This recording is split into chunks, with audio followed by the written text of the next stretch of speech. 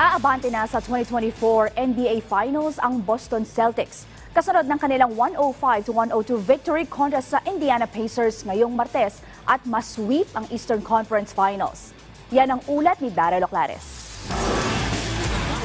Magbabalik sa NBA Finals ang Boston Celtics matapos ang kanilang 105-102 na panalo sa Game 4 ngayong Martes upang ma-sweep ang Indiana Pacers sa Eastern Conference Finals. Kagaya ng naging kwento sa mga naunang laro, nakalamang pa ang Pacers sa fourth quarter pero palaging nagagawang makabalik ng Celtics para maipanalo ang laro.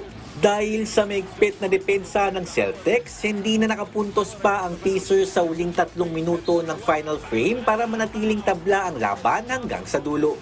Pagtungtong ng nalalabing 50 segundo ng Game 4, naipukol ni Derrick White ang isang clutch corner 3 para tuluyang maseliwa ng Celtics ang kanilang pwesto sa NBA Finals. Muling nanguna para sa Celtics ang Eastern Conference Finals most valuable player na si Jaylen Brown na nakapagtala ng 29.6 rebounds at 2 assists. Ayon kay Brown, naging malaking tulong ang experience para maging matagumpay ang kanilang playoff run ngayong taon.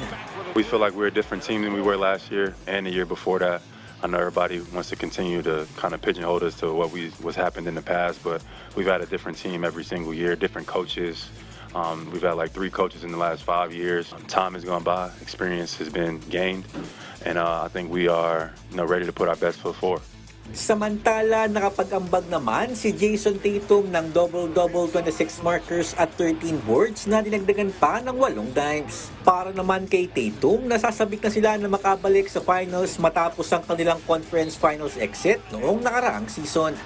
It's special, right? Even though we've been there before, most of us have. You don't take it for granted, right? We were excited. It's a hell of a team we just played. They made us earn every single game, and we're extremely grateful to move on to the finals. Bukas naman ang Game 4 ng Western Conference Finals kung saan malalaman kung tatapusin na rin ba ng Dallas Mavericks ang serye o magbabalik pa sa home court ng Minnesota Timberwolves para sa Game 5. Daryl Oclares para sa Pambansang TV sa Bagong Pilipinas.